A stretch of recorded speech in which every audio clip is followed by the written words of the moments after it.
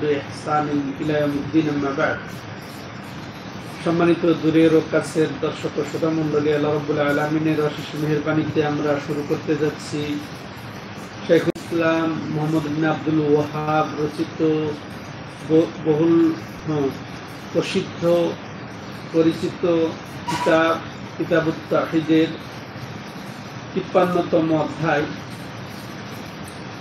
অধ্যায়ের শিরোনাম হচ্ছে লেহু রাহিমাহুল্লাহর জবাব কাউলি আল্লাহুম্মা ফিরলি ইনশা।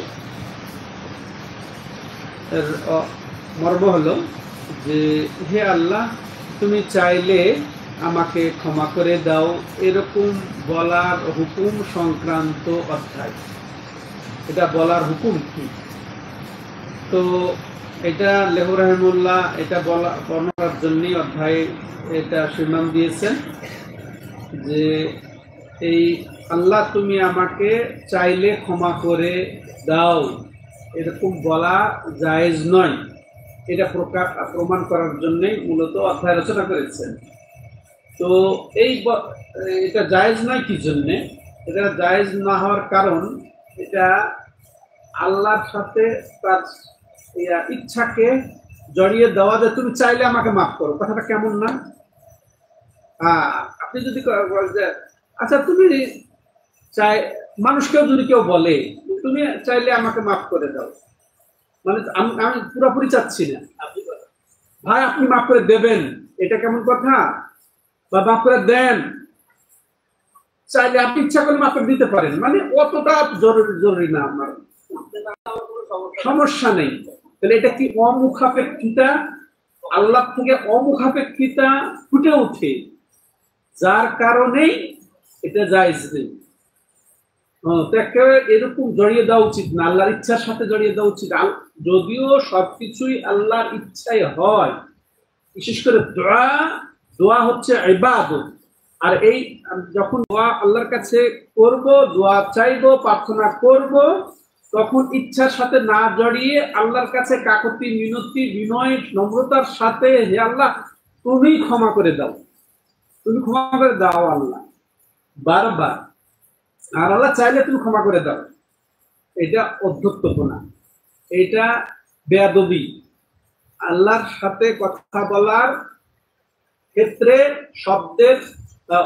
শব্দ চয়নে ভুল, এটা এরকম বলা যায় না আল্লাহর সাথে কথা। তো এটা যেহেতু ইবাদত, আর এই ইবাদত একমাত্র আল্লাহর জন্য হবে আদবের সাথে, একেবারে পরিপূর্ণ ইয়ের সাথে, কোনো সংশয় সন্দেহ নাই যে আল্লাহ তুমি চাইলে দাও, তাহলে না চাইলে দিবে না, তুমি কি এটাই চাইতেছো? এটা কত বড় কথা, এটা অসম্পূর্ণতা, তাই না? এটা আল্লাহ অসম্পূর্ণতা। তাইলে এই যে শিরোনাম তিনি এখানে যুক্ত করলেন, আর এই কিতাবের নাম কি? তাওহীদ। সম্পর্ক কি স্পষ্ট হয়েছে? এটা সম্পর্ক এই জন্যে যে আল্লাহর ইচ্ছার সাথে আমার চাওয়া, আমার প্রার্থনাকে জড়িয়ে দেওয়া, এটা তাওহীদের পরিপূর্ণতার পরিপন্থী। পরিপূর্ণ তাওহীদ এটা বোঝায় না, বরং পূর্ণ তাওহীদ এটা যে আমি সত্য, আমি ইচ্ছা জুড়িয়ে দেব না যে আল্লাহ তুমি চাইলে মাফ করো, তো এইভাবে না, বরং আমাকে চাইতে হবে একের অকাট্য ভাবে, একেবারে আন্তরিক ভাবে, ইয়াকিনের সাথে, করজোড়ে, বারবার, যে আল্লাহ তুমি মাফ করে দিও, আল্লাহ তুমি মাফ করে দাও, এইভাবে। তো এটা আল্লাহ রাব্বুল আলামিনের সাথে এটা অভদ্রতা, এটা খারাপ আচরণ, বরং এটাতে বোঝা যাচ্ছে কি আমার এই কথার ভাবভঙ্গিতে যে আমি আল্লাহর পুরোপুরি ক্ষমার মুখাপেক্ষী নই। আল্লাহ মাফ না করলে কি আমার কি যায় আসে, এরকম বোঝায়, কত বড় অধ্যত্বপনা। তো এটাতে তাহলে আল্লাহর কাছে চাওয়ার ক্ষেত্রে আমাদেরকে কমতি করা যাবে না, ঘাটতি আনা যাবে না, অলসতা করা যাবে না, এবং অমনোযোগী হওয়া যাবে না, বা গুরুত্বহীন যেন না হয় আমার চাওয়াটা, এটা গুরুত্বহীন। আল্লাহ আমাকে ক্ষমা করুক, এটা আমার অত গুরুত্ব নেই, এটা এই গুরুত্বহীন হওয়া যাবে না, বরং একদিক থেকে যে আল্লাহ আমি অমুখাপেক্ষী, আল্লাহর মাফের ক্ষমার আমি মুখাপেক্ষী নই, এটাই বোঝা যাবে। তো আল্লাহ যেন ক্ষমাতে বাধ্য, আমি অত মুখাপেক্ষী নই, আল্লাহ আমাকে চাইলে ক্ষমা করুক, এরকম একটা অর্থ চলে আসে নাউজুবিল্লাহ। হ্যাঁ, এগুলার কারণে এটা একেবারে নিষিদ্ধ। তো এটা ইয়ার ক্ষেত্রে দুইটা হতে পারে, যদি কেউ এরকমই বুঝে করে তাহলে তো এটা বড় ধরনের হারাম, এর থেকে আমাদেরকে অবশ্যই বাঁচতে হবে। তাহলে এটা আমরা আমাদের অধ্যায়ের সাথে তাওহীদের যে সম্পর্ক, পরিপূর্ণ তাওহীদের খেলাফ এটা, পরিপন্থী এটা, হ্যাঁ, সেই জন্য কিতাবুত তাওহীদে লেহ রাহিমাহুল্লাহ এই অধ্যায় রচনা করেছে। তো তাহলে তাওহীদের হাকিকত কি এক্ষেত্রে? যে বিনয়ী হয়ে আমাকে আল্লাহর কাছে চাইতে হবে। আর যদি বল চাইলে ক্ষমা করে দাও, তাহলে এটা বিনয়ী প্রকাশ হয় না। এটা হচ্ছে তাহলে প্রকৃত তাওহীদ বিনয়ী, চাওয়ার ক্ষেত্রে বিনয়ী হওয়া, করজোড়ে নমনীয়তার সাথে বারবার, এটা হচ্ছে তাওহীদের দাবি, এটা তাওহীদের হাকিকত এই ক্ষেত্রে, চাওয়ার ক্ষেত্রে। কিন্তু যদি কেউ বলে চাইলে তুমি মাফ করে দাও, এটা চাইলে পরিপূর্ণ তাওহীদ হয় না। তো এই ক্ষেত্রে লেখক রাহিমাহুল্লাহ একটি দলিল উপস্থাপন করেছেন শুধু হাদিস থেকে, যে হাদিসটি সহিহ বুখারী এবং সহিহ মুসলিমে বর্ণিত হয়েছে। আন আবি হুরায়রা রাদিয়াল্লাহু তাআলা আনহু আন্না রাসূলুল্লাহ সাল্লাল্লাহু আলাইহি ওয়াসাল্লাম قال لا يقل احدكم اللهم اغفر لي ان شئت اللهم ارحمني ان شئت ليعزم المسألة فإن الله لا مكره له ولمسلم وليعظم الرغبة فإن الله لا يتعاظمه شيء أعطاه। আবু হুরায়রা রাদিয়াল্লাহু আনহু বর্ণনা করে বলছেন যে রাসূলুল্লাহ সাল্লাল্লাহু আলাইহি ওয়াসাল্লাম কি বলেছেন এই ক্ষেত্রে, যে খবরদার তোমাদের কেউ এরকম বলবে না যে আল্লাহুম্মা মাগফিরলি ইন শি'ত, আল্লাহ তুমি চাইলে আমাকে ক্ষমা করে দাও, বা আল্লাহুম্মা আরহামনি ইন শি'ত, আল্লাহ তুমি চাইলে আমার প্রতি রহম করো, কেউ বলবে না। তাহলে এটা হারাম, এরকম বলাটা কি জায়েজ নেই। আর বরং কি করবে, লিয়াজামিল মাসআলা, বরং সে যেন দৃঢ়তার সাথে চায়, করজোড়ে চায়, বিনয়ের সাথে চায়। হ্যাঁ, তো এরকম সে চাওয়ার ক্ষেত্রে দৃঢ় প্রতিজ্ঞ হবে যে আল্লাহ রাব্বুল আলামিন আমাকে ক্ষমা করবেন, হ্যাঁ, আমি এইভাবে এই আশা আল্লাহর কাছে। ফাইনাল্লাহ লা মুকরিহা লাহ, হ্যাঁ, কারণ আল্লাহ রাব্বুল আলামিনকে আমি বাধ্য করতে পারবো না, আল্লাহ বাধ্য নন আমাকে ক্ষমা করতে, আল্লাহ চাইলে মাফ করতেও পারে, নাও পারে, কিন্তু আমি বাধ্য যে আল্লাহর কাছে একেবারে দৃঢ়তার সাথে আমি চাইবো আল্লাহর কাছে। আল্লাহকে বাধ্য করা যাবে না, কারণ আল্লাহ রাব্বুল আলামিন অমুখাপেক্ষী, কোনো কিছুর আমার ক্ষমার আল্লাহ মুখাপেক্ষী নন। হ্যাঁ, যে আমাকে ক্ষমা করতে হবে, আমাকে বান্দা চাক, বান্দা আমার কাছে ক্ষমা চাক, এরও মুখাপেক্ষী নন আল্লাহ। হ্যাঁ, আমি মুখাপেক্ষী, আমি ক্ষমার মুখাপেক্ষী। তো এটা এরকম বোঝা যাচ্ছে যে আল্লাহ যেন ক্ষমা করবেনি আমাকে, আমি মাফ করলেও সমস্যা, না করলে আমার সমস্যা নেই, এটা বোঝা যাচ্ছে। তাহলে এটা যে কোনো ধরনের এইভাবে আল্লাহকে জড়িয়ে দেওয়া, যে চাইলে তুমি ক্ষমা করে দিও, ভবিষ্যৎ হোক আর এই হোক, এটা জায়েজ নেই। ফাইনাল্লাহ লা মুকরিহা লাহ।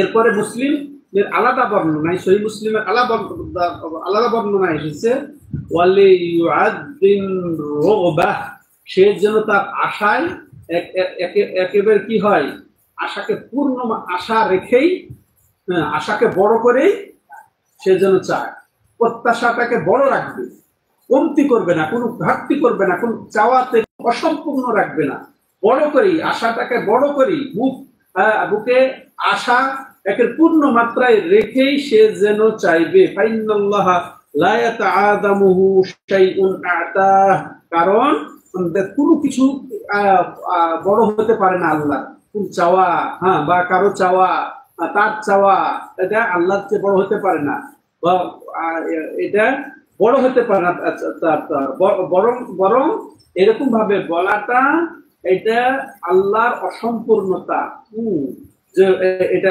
বোঝায়, বা সৃষ্টির অসম্পূর্ণতা বোঝায়, ভাবে তার কমতি ঘাটতি এখানে অনিবার্য হয়ে যাচ্ছে।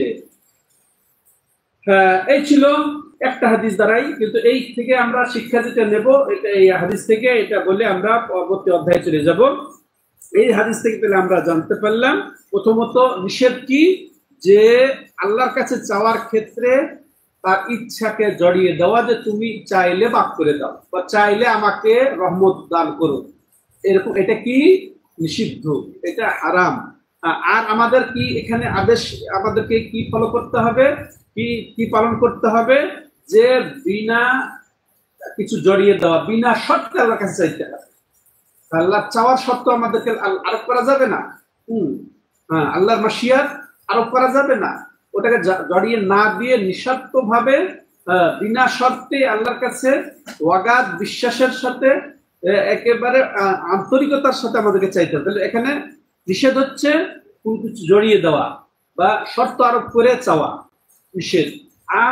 আর যেটা আমাদের আমাদের কি, যে বিনা শর্তে আমরা চাইবো আল্লাহর কাছে, আল্লাহ যে চাইলে আপনি মাফ করে দিব, এরকম কোন শর্ত আরোপ না করে আমরা আল্লাহর কাছে চাইবো। এরপরে আরো যেটা বললাম, যে আল্লাহর জন্য যে শোভনীয় নয় এই শব্দ প্রয়োগ করে আমরা আল্লাহর কাছে চাইবো না। যেমন এই ধরনের কথা, হ্যাঁ, এই ধরনের থেকে মুক্ত হয়ে আমাদেরকে চাইতে হবে। হ্যাঁ, কারণ তার রহমতের প্রশস্ততা ব্যাপক, তাই না? আমি যতই অপরাধ করি, শিরকেও আল্লাহ রাব্বুল আলামিন ক্ষমা করে দিতে পারেন, সেখানে আমি আল্লাহর কাছে এটা বলবো কেন যে তুমি চাইলে মাফ করে দিও? হ্যাঁ, যত বড়ই আমি অপরাধী হই না কেন? তাহলে এখানে আমাদের ইমানের ঘাটতি। তো আর তিনি যেহেতু অমুখাপেক্ষী, অতএব যেহেতু তিনি অমুখাপেক্ষী, যে আমাকে মাফ করলে তার কোনো কিছুই যায় আসে না। আমার কাছে আমাকে এটা হতেই হবে। তার আছে দয়া আমার প্রতি, তার আছে সহানুভূতি আমার প্রতি, মেহেরবানি আছে, তার দান আছে, অবদান আছে, নিয়ামত আছে, অতএব আমরা কমতি করব না। তো এই অধ্যায়টি এ পর্যন্তই। হ্যাঁ, এর পরবর্তী অধ্যায়ে যাব প্রায় কাছাকাছি একই অর্থে। তো এই পর্যন্তই। আল্লাহু আ'লাম, হাদা ওয়া সাল্লাল্লাহু আলা নবিয়িনা মুহাম্মদ ওয়া আলা আলিহি ওয়া সাহবিহি আজমাইন। সুবহানাকাল্লাহুম্মা ওয়া বিহামদিকা আশহাদু আল্লা ইলাহা ইল্লা আনতা আস্তাগফিরুকা ওয়া আতুবু ইলাইক।